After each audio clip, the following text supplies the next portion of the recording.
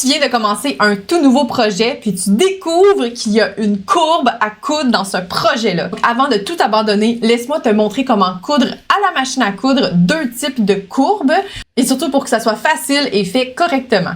Je me présente, mon nom c'est Christine et je suis prof de couture. Donc dans ces capsules vidéo testées en atelier, je te montre vraiment les bons gestes à adopter dans ton atelier. Donc pour ce tutoriel, j'ai préparé 2 exemples de courbes. Ici, on a une courbe qui est vraiment là, sur l'extérieur et ici, j'ai une courbe qui est vers l'intérieur comme ça. Donc c'est habituellement ces 2 types de courbes-là qu'on retrouve là, dans des projets de couture. Première étape, je vais venir tracer là, ma valeur de couture sur le côté de ces courbes-là. Donc ici, super important de bien comprendre où je dois les coudre.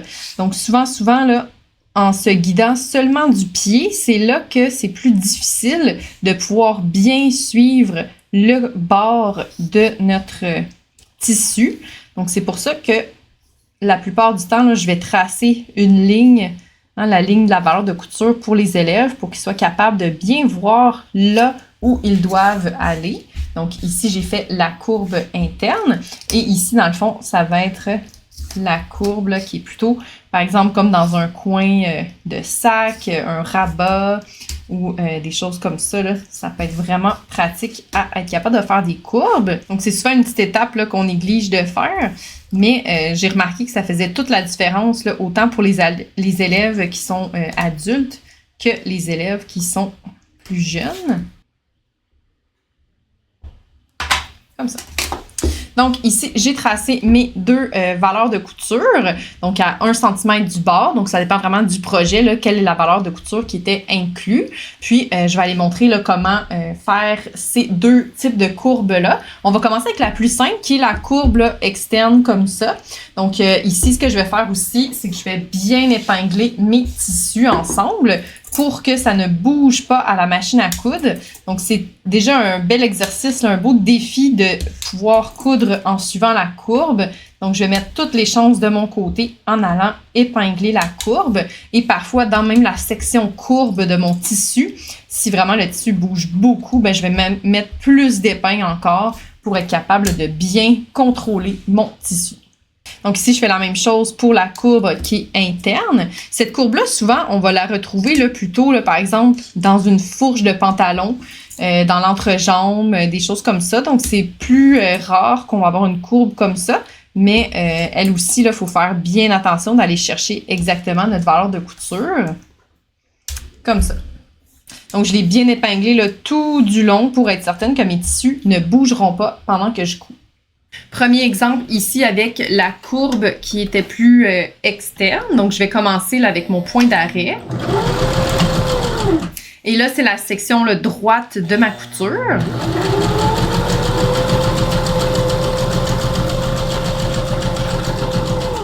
Et là, j'arrive dans la section qui est plutôt courbe. Donc, je vais retirer mon épingle et me rendre jusqu'à temps que ça devienne plus du tout une ligne droite.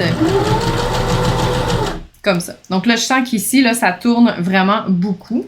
Donc, ce que je vais faire, c'est que je vais y aller par petites sections. Donc, lorsque je couds une ligne droite, je peux justement planter mon aiguille, lever le pied et réaligner ma ligne droite au milieu de mon pied. Donc là, je peux me rendre là, quand même un petit peu plus loin avec ça. Comme ça. Ici, ben, je vais encore faire des petites sections. Donc, planter mon aiguille, lever légèrement mon pied et tourner. Donc ici, je l'ai montré de plus près. Donc lorsque je fais mon petit ajustement, je vais planter mon aiguille, je vais lever mon pied et tourner légèrement mon tissu pour que, dans le fond, la ligne ici qui est tracée bien, soit bien alignée avec mon aiguille sur une section d'à peu près là, 1 cm. Donc ça dépend vraiment beaucoup de la courbe, comment qu'elle est faite. Donc ici, encore une fois, un petit ajustement et on y va comme ça. Même chose, aiguille plantée, je lève mon pied et j'y vais. Je replante mon aiguille, lève mon pied et je tourne. Donc à chaque fois, juste un petit rappel, là, il faut absolument redescendre le pied pour repartir notre couture. Et c'est fait, dans le fond, la section là, qui était plus arrondie, elle est faite.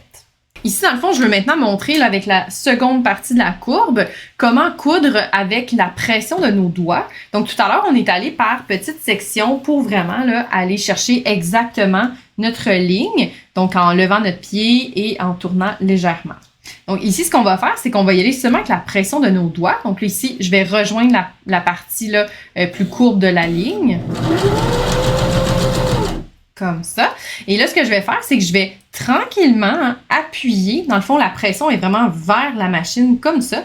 Donner un petit appui comme ça pour aider, dans le fond, inciter à suivre la ligne pour que, dans le fond, la ligne qui est tracée se présente là, bien droite devant mon épingle.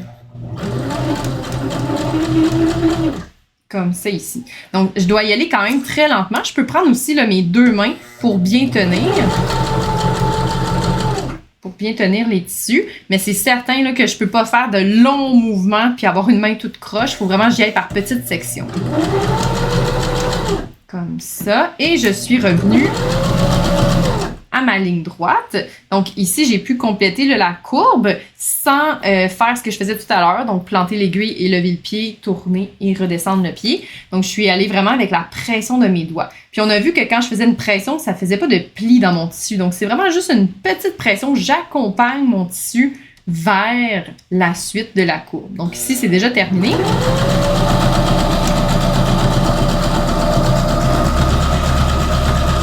On fait notre point d'arrêt.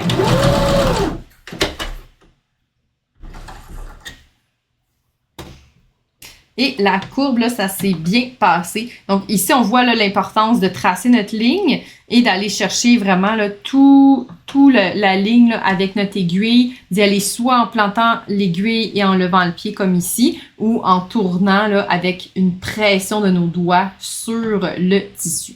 Donc ça, c'était pour le premier exemple avec la courbe qui était plutôt externe. Ici, on va y aller avec la courbe qui est interne. Donc, je vais commencer la même chose à l'extérieur comme ça, à une extrémité plutôt. Je vais commencer toujours là, avec mon 1 cm de valeur de couture qui doit être à ma droite parce que dans le fond, je dois toujours garder, là, si c'est un grand projet, par exemple un pantalon, ben l'excédent doit être à ma gauche. Donc, je garde toujours ma valeur de couture dans l'intérieur de ma machine. Donc ici, je vais retirer mon épingle et on va aller faire un point d'arrêt. Comme ça. Ici, ça va être très important. C'est pour ça que j'ai montré la première courbe en premier. C'est qu'on va pouvoir y aller là, avec nos mains. Donc ici, je vais aller faire la section qui est plus droite de la courbe. Comme ça. À chaque fois que je vais travailler avec une courbe, vu que je vais bouger le tissu, c'est vraiment important que mon aiguille soit plantée parce que dès que mon aiguille est relevée, même si le pied est baissé, ça se peut que ça bouge un petit peu. Donc ici, ce que je vais faire, c'est qu'une troisième technique qu'on peut essayer, c'est vraiment de présenter, dans le fond, à la machine à coudre, la ligne de couture. Donc auparavant, c'était courbe comme ça. Donc c'est certain qu'il fallait que je tourne, soit lever mon pied ou avec la pression de mes doigts. Mais il y a aussi la technique de placer le tissu. Donc, dans le fond, il était bien placé comme ça et je viens vraiment le tasser pour qu'il prenne la forme d'une ligne droite. Donc là, ma courbe est devenue en ligne droite. Et je peux aller coudre. Ça. Donc, à chaque fois ici, on voit là, que je ne gère pas toute la courbe au complet. C'est vraiment seulement là, le prochain centimètre qui est important. 1 ou 2 cm. Là. Donc ici, j'ai bien placé pour que ça soit aligné avec mon aiguille. Et là, je peux aller coudre. Comme ça, j'oublie pas de planter mon aiguille. J'enlève mes épingles. Et encore une fois, je vais présenter à ma machine à coudre là, en ligne droite la courbe. Donc, c'est vraiment un mix ici là, de presser avec mes doigts, hein, d'appuyer, mettre du poids sur mes doigts et de vraiment forcer le tissu pour qu'il devienne une ligne droite. Et encore une fois, comme ça. Et tranquillement, je reviens à ma ligne droite.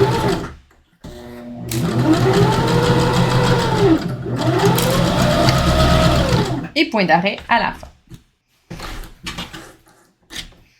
Comme ça. Donc, si je regarde mon exemple, donc j'ai vraiment pu suivre toute la courbe, mais cette fois-ci, je n'ai pas utilisé le fait de planter l'aiguille et de lever le pied. J'ai fait un mix là, entre presser avec mes doigts et aussi là, en présentant. Donc, ma courbe ici, elle peut devenir presque une ligne droite comme ça si j'écarte là, mes tissus. Donc, c'est quelque chose que j'aime bien utiliser, là, surtout en plaçant chaque petite section parce que finalement, des lignes droites, ben ça, tu es capable de faire ça, c'est facile à la machine à coudre. Donc, des questions que tu pourrais avoir là, en cousant des courbes, c'est est-ce que je dois lever le pied? Mais comme on a vu dans l'exemple de planter l'aiguille, lever le pied et de tourner autour de l'aiguille pour aller vraiment chercher notre courbe, mais oui, ça va être important de lever le pied. Fais juste vraiment très attention. Souvent, l'erreur que je vois en atelier, c'est le fait de lever le pied tout de suite et que là, tout le tissu bouge au lieu de prendre le temps de planter l'aiguille. Donc, l'aiguille, c'est comme notre ancrage. C'est la suite, là, vraiment précise de nos points de couture. Donc, si on veut être très, très, très précis dans notre couture, il faut absolument là, baisser l'aiguille avant de lever le pied. Dans ta couture, ça se peut que tu remarques là, que justement là, ton fil a fait comme une petite coche. Justement, là, ça découle du fait d'avoir levé le pied, d'avoir tassé la couture et d'avoir repris ta couture, mais pas exactement là où tu étais rendu. Donc, ça va être très, très important là, la prochaine fois, dans le fond, de vraiment suivre en plantant l'aiguille et en levant le pied par la suite. Puis, il faut surtout pas, là, lorsque je dis qu'il faut utiliser la pression de nos doigts, faut surtout pas mettre une tellement grande pression que ça décale le tissu dans la machine. Donc, le but, c'est juste d'accompagner notre couture lorsqu'elle se fait coudre et non là, de vraiment forcer contre la machine pour être capable de suivre la courbe, mais là, ça va faire toutes des petites coches dans ta couture. Une autre question que tu pourrais avoir, c'est est-ce que c'est possible de réduire la longueur de mon point lorsque je fais des courbes? Donc, lorsqu'on a fait là, cette courbe ici, comme ça, parfois, ça peut être encore plus petit, hein, plus serré au niveau là, de la courbe comme ça. Donc, oui, ça serait possible d'aller vraiment réduire notre point qui habituellement est plus à 2,5 de longueur. Mais là, de le mettre à 2 pour aller vraiment plus précisément être capable d'aller chercher la courbe. Parce que des fois, le point à 2,5, ça va un petit peu plus vite, ça va le chercher un petit peu trop loin, puis ça peut permettre d'avoir un meilleur résultat. Puis comment éviter là, tous les petits plis qui peuvent apparaître là, lorsqu'on coud une courbe. Comme tu as pu voir dans mes exemples, dans le fond, je pressais hein, avec mes mains vers la machine, donc je ne créais pas de faux plis. C'est vraiment le fait, je pense, d'aller très, très, très lentement. Donc, à la machine à coudre, quand je sais que j'ai une courbe à faire, mais je prends le temps de bien la préparer et j'y vais vraiment petite section par petite section. Essaie pas de faire là, toute la courbe d'une main en quelques secondes. Donc, vraiment, c'est de prendre son temps et de prendre des pauses pendant la couture pour retirer les épingles et aussi ben, pour bien t'aligner, bien réfléchir à ta stratégie. Parce qu'au début, ça va te demander beaucoup, beaucoup de réflexion de est-ce que je dois planter l'aiguille? Est-ce que je dois peser avec mes doigts? Est-ce que je dois placer mon tissu? Mais tranquillement, ça va devenir naturellement et ton corps, dans le fond, va réagir là, sans que tu aies même besoin d'y penser. Mais au départ, c'est sûr, c'est plus technique, donc il faut vraiment y réfléchir. En résumé, justement, coudre des courbes, c'est pas toujours facile, mais vraiment ma stratégie, c'est d'y aller très lentement puis de décortiquer la couture en plus petites coutures. Donc, il y a quand même la section qui était droite dans certaines de nos courbes. Puis par la suite, quand ça tourne, ben là, on commence à appliquer les stratégies que j'ai montrées dans ce tutoriel. Si tu as souvent des difficultés avec ta machine à coudre, mais peut-être que tu as besoin d'un cours de couture. Donc, ça pourrait t'aider à comprendre un petit peu plus les bases et pouvoir progresser plus rapidement sans toujours le faire face à des défis là, constants. Puis tu te demandes, mais finalement, est-ce que la couture, c'est pour moi? Donc, je t'ai préparé un petit quiz qui est gratuit et disponible juste ici dans la description pour vraiment t'aider à connaître ton niveau en couture. Donc, en te prêtant au jeu là, du petit quiz, tu vas pouvoir vraiment voir là, est-ce que tu pourrais bénéficier d'un petit peu plus d'aide pour vraiment là, asseoir comme il faut tes fondations, tes bases en couture. J'ai même ajouté là, quelques conseils pour t'aider à connaître un petit peu mieux là, c'est quoi l'univers des machines à coudre pour être capable là, d'apprivoiser la tienne à la maison. Donc, je te souhaite bonne couture et à la prochaine. Bye bye!